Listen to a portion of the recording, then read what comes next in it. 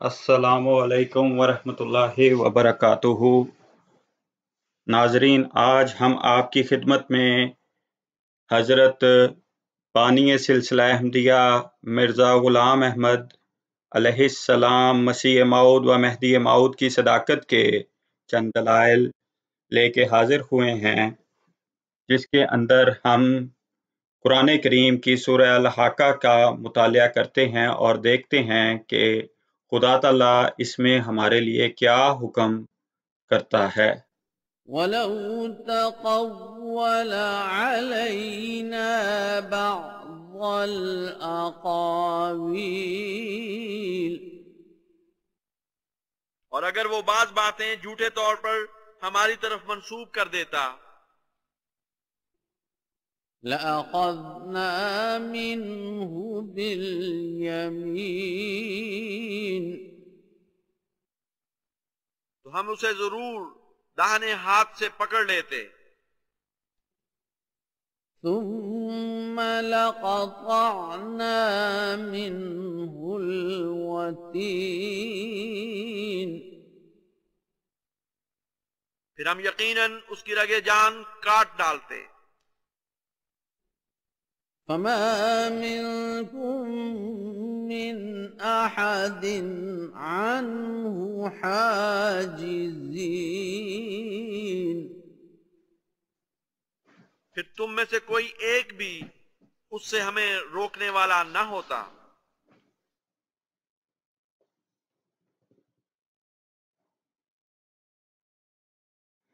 جی، جیسا کہ اب آپ نے ان آیات کو سنا بھی، خدا تعالیٰ ان آیات میں ہماری یہ رہنمائی کر رہا ہے کہ اگر کوئی نبی خدا کا مامور خدا کی طرف جھوٹی باتیں منسوب کرے تو خدا تعالیٰ اس کو دائنے ہاتھ سے پکڑ لیتا ہے اور اس کی رگِ جان کاٹ دیتا ہے، اور پھر لوگوں میں سے جو بھی کوئی اس کی مدد کرنا چاہتا ہے وہ اس کی مدد نہیں کر پاتا ہے، کیونکہ خدا تعالیٰ تمام لوگ جانتے ہیں کہ بہترین، کامل حکمت والا اور غلبے والا ہے۔ انہی آیات کی تفاسیر کے اندر ہم دیکھتے ہیں کہ گزشتہ زمانے کے مفسرین اور بعض اہل علم لوگوں نے کیا فرمایا ہے۔ جب ہم دیکھتے ہیں تفسیر حقانی کے اندر انہی آیات کے نیچے دیکھتے ہیں کہ لکھتے ہیں کہ اگر وہ ہم پر اپنی طرف سے کوئی بات بھی بناتا تو ہم اس کا دائنا ہاتھ پکڑ کر اس کی گردن مار دیتے۔ پھر ایک منطقی نتیجہ بیان کرتے ہیں کہ دنیاوی بادشاہ، فرامین اور احکام شاہی میں جال کرنے والے یا جھوٹے مدعی کو بنظر انتظام مملکت نہیں چھوڑتے، پھر خداوند عالم نبوت کے باب میں جھوٹے مدعی کو کب سلامت چھوڑے اور اس کو سرسبز ہونے دے۔ اسی معیار کو ہمارے ایک بہت مخالف مولانا ثناء اللہ امرتسری صاحب حضرت محمد مصطفیٰ صلی اللہ علیہ وسلم کی صداقت کے دلائل کے اندر یہود اور نصارہ کی خدمت میں پیش کرتے ہیں، اور حضرت اقدس کی نبوت کی دلیل چہارم کے نیچے لکھتے ہیں کہ کاذب مدعی کی نبوت کی ترقی نہیں ہوتی۔ واقعات گزشتہ سے بھی اس امر کا ثبوت پہنچتا ہے کہ خدا نے کبھی کسی جھوٹے نبی کو سرسبزی نہیں دکھائی۔ اسی کے حاشیہ کے اندر لکھتے ہیں، یہی تمثیل ہے کہ دعوی نبوت کاذبہ مثل زہر کے ہے، جو کوئی کھائے گا ہلاک ہوگا۔ اسی کے اندر تفسیر ماجدی، جس میں مولانا دریابادی عبد الماجد دریابادی صاحب لکھتے ہیں انہی آیات کے نیچے، یعنی ان کا دعویٰ کس طرح سرسبز نہ ہونے دے گا، یعنی جھوٹے مدعیان کا دعویٰ کسی طرح سرسبز نہ ہونے دیتے اور اسے یہی سزا دیتے۔ پھر اس کو مزید ہم دیکھتے ہیں کہ اس معیار کو قرآن کریم سے پہلے بھی کتب کے اندر خدا تعالیٰ نے پیش کیا ہے۔ جب ہم موجودہ بائبل کو بھی دیکھتے ہیں تو اس میں زبور کے اندر پہلے باب کے छठे फिक्रे में ये बात बयान की है क्योंकि खुदावंद साधकों की राह पहचानता है, लेकिन शरीरों की राह निस्तो नाबूद हो जाएगी। इसी बात को एक बहुत बड़े बुजुर्ग हजरत मौलाना रहमतुल्लाह किरानवी रहमतुल्लाह अलैह अपनी किताब अज़ाला हाम में जो असाइयों के रद्द में लिखी गई थी, उसी में इसको नबूवत की 8वीं दलील के बाब में दर्ज करते हैं। ज़बूर अव्वल की आयत 6 में, क्योंकि खुदावंद साधकों की राह जानता है पर शरीरों की राह नाबूद हो जाएगी। इसी बात को आगे बयान करते हैं क्योंकि खुदावंद इंसाफ को पसंद करता है और वो अपने मुकद्दसों को तर्क नहीं करता। वो हमेशा के लिए महफूज हैं पर शरीरों की नस्ल काट डाली जाती है। इसके नीचे नतीजा पेश करते हुए फरमाते हैं, जरा गौर फरमाइए कि अगर अल्फर्जल महाल हजरत मोहम्मद मुस्तफ़ा सल्लल्लाहु अलैहि वसल्लम झूठे होते तो उनका तरीका निस्तो नाबूद कर दिया जाता, उनका दीन तरक्की ना कर पाता, मगर वो 1300 साल से आज तक कायम है और बफजले तो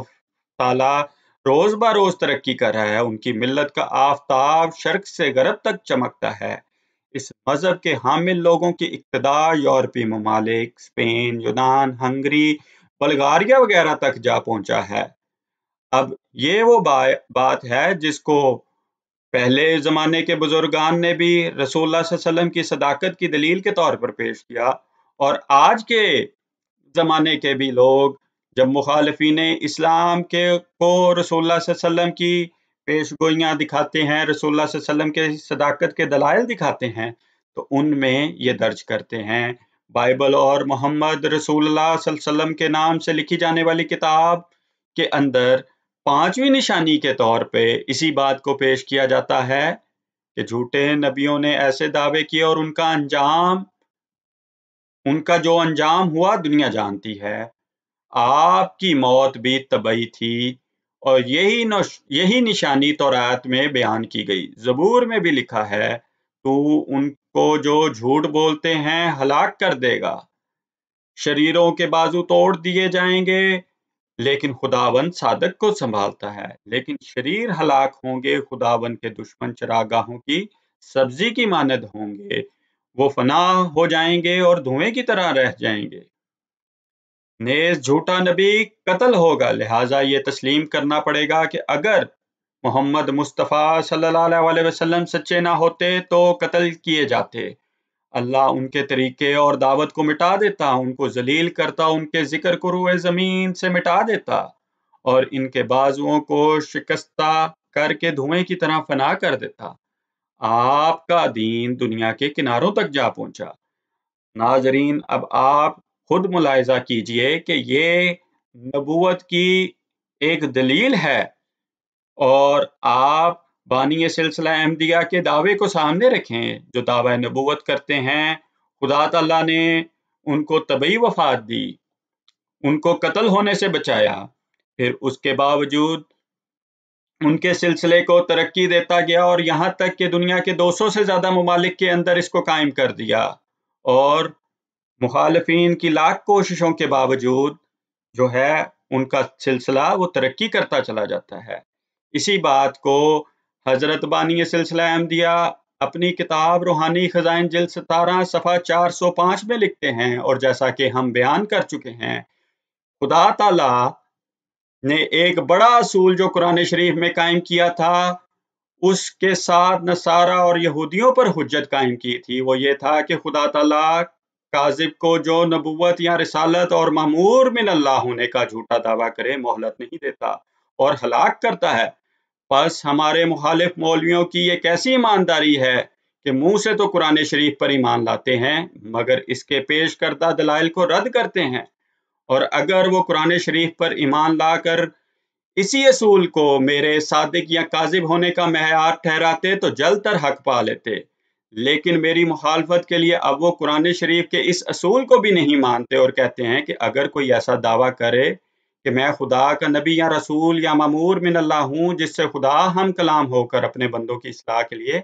वक्तन व वक्तन राह रास्त की हकीकतें उस पर जाहिर करता है, उसके दावे पर 23-25 برس گزر جائیں، یعنی وہ میعاد گزر جائے جو حضرت صلی اللہ علیہ وسلم کے نبوت کی میعاد تھی، اور وہ شخص اس مدت تک فوت نہ ہو، نہ قتل کیا جائے، تو اس سے لازم نہیں آتا کہ وہ شخص سچا نبی یا رسول یا خدا کی طرف سے سچا مصلح یا مجدد ہے، اور حقیقت میں خدا اس سے ہم کلام ہوتا ہے۔ اب یہ وہ بات ہے کہ قرآن کریم کی مخالفت کریں گے، قرآن کریم کو مہجور بنا دیں گے،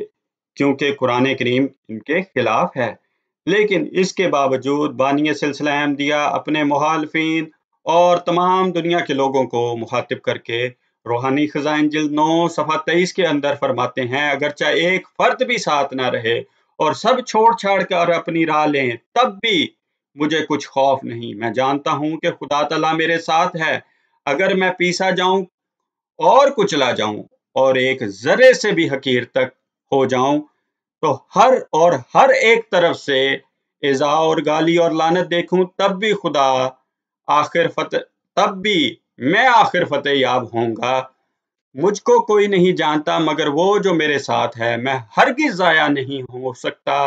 دشمنوں کی کوششیں عبث ہیں اور حاسدوں کے منصوبے لا حاصل ہیں۔ ناظرین، ان باتوں کو غور و فکر کریں، قرآن کریم کی ان آیات کے اوپر غور و فکر کریں جو اس بات کا پختہ ثبوت ہیں کہ اگر وہ بعض باتیں جھوٹی طور پر ہماری طرف منسوب کر دیتا تو ہم اسے ضرور داہنے ہاتھ سے پکڑ لیتے،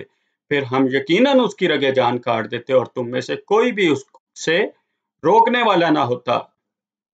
اس بات کے اوپر غور و فکر کریں اور دیکھیں کہ یہ جو بات ہے کہ بانی سلسلہ احمدیہ کے حق میں قرآن ہے، اور قرآن کریم فرماتا ہے کہ فیصلہ کرو اللہ کے نازل کردہ کلام کے مطابق۔ جو اس کلام کے مطابق فیصلہ نہیں کرتا قرآن کریم، انہی کو کافروں میں سے، فاسقوں میں سے اور ظالموں میں سے شمار کرتا ہے۔ جزاکم اللہ واحسن الجزا۔